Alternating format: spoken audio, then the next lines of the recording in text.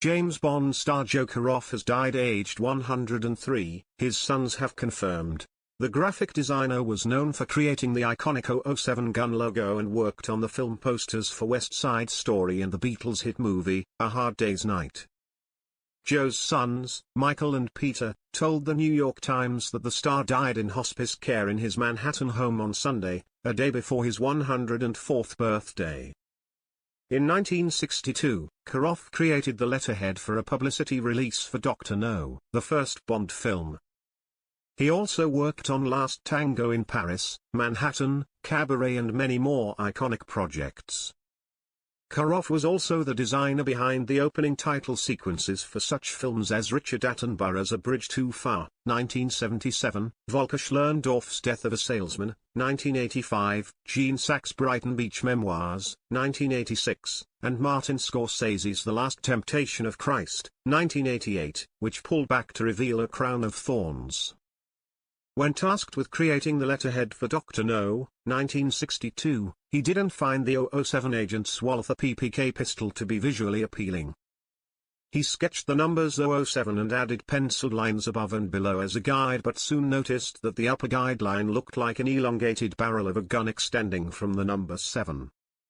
But he was not long before he was able to perfect the 007 logo that is widely recognized today.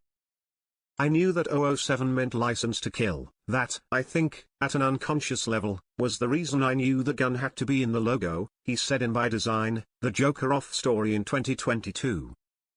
Despite creating the iconic logo, the family were never paid any royalties. It was said the rate for a letterhead logo was $300, £200, at the time without film credits or profit sharing. My only regrets are that they never paid any royalties for any of these things that were done in those days, Joe's wife, Phyllis Caroff, said in the documentary. We would have been rich. He also revealed he never saved the original sketches and renders over the years. Probably not a smart thing to do, but I never attached what I was doing to any greatness, he admitted. I was just working, period. I was just being an artist, even though the logo, though altered in subtle ways, has been featured on every Bond film and on millions of pieces of merchandise. He received no credit, no residuals, no royalties. Former franchise bosses Barbara Broccoli and Michael G. Wilson gifted him an Omega watch with 007 engraving for his 100th birthday. Caroff was also the designer behind the iconic West Side Story poster. He is survived by his sons, daughter-in-laws Ruth and Cynthia, and granddaughter Jennifer.